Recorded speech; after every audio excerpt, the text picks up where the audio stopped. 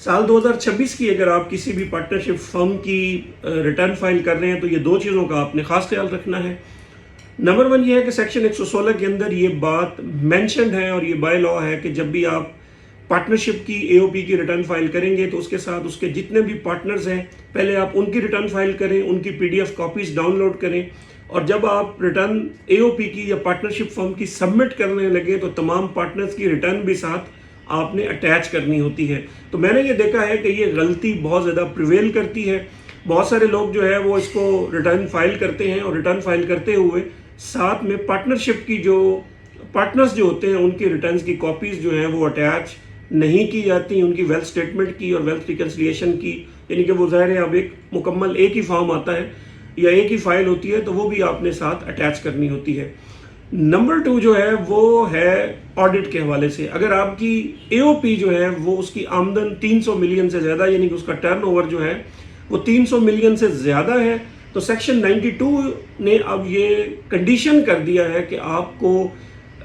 Cost and management accountant سے یا chartered accountant سے اپنی اے او پی کا مکمل آڈٹ کروانا ہے۔ اس کی جو آڈٹ رپورٹ ہے اور اس کی جو فائنینشیلز ہیں، جو آڈیٹڈ فائنینشیلز ہوتے ہیں، وہ آپ نے اے او پی کی ریٹرن کے ساتھ ضرور اٹیچ کرنے ہیں۔ اچھا، اب اس کا نقصان کیا ہے؟ اس کی سزا انہوں نے بہت بڑی رکھی ہے۔ دیکھیں، اگر آپ کی اے او پی جو ہے وہ ٹیکس پیئنگ اے او پی ہے، وہ اپنے پروفٹ کے اوپر ٹیکس دے رہی ہے، تو ظاہر اس صورت میں قانون یہ ہوتا ہے کہ آپ کا پارٹنر جب وہاں سے پروفٹ لے کے اپنی پرسنل ریٹرن کے اندر جائے گا تو اس کے اوپر اس کو کسی قسم کا ٹیکس جو ہے وہ دینے کی ضرورت نہیں ہوتی۔ لیکن سیکشن 92 کیا کہتا ہے؟ وہ کہتا ہے کہ اگر آپ نے آڈٹ نہ کروایا تو اس صورت میں آپ کا جو پارٹنر ہے وہ جتنا شیئر لے کے اپنی پرسنل ریٹرن کے اندر جا رہا ہے اس کا یہ جو شیئر ہے یہ ٹیکسیبل ہو جائے گا۔ مطلب وہ انکم جو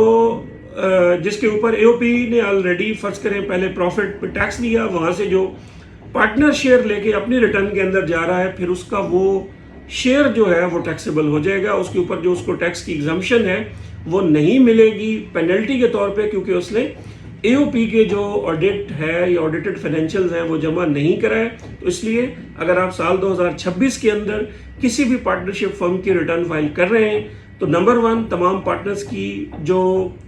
ریٹرن اور ویلتھ سٹیٹمنٹ اور ریکنسلیشن سٹیٹمنٹ وہ ضرور ساتھ لگائیں، اور اس کے علاوہ اگر 300 ملین سے ابو آپ جا رہے ہیں تو اس صورت میں چارٹرڈ اکاؤنٹنٹ سے اور کاسٹ اینڈ مینجمنٹ اکاؤنٹنٹ سے آپ نے اپنا آڈٹ لازمی کروانا ہے، اور یہ اس کی جو آڈیٹڈ فائنینشیلز ہیں وہ بھی آپ نے ساتھ اٹیچ ضرور کرنا ہے۔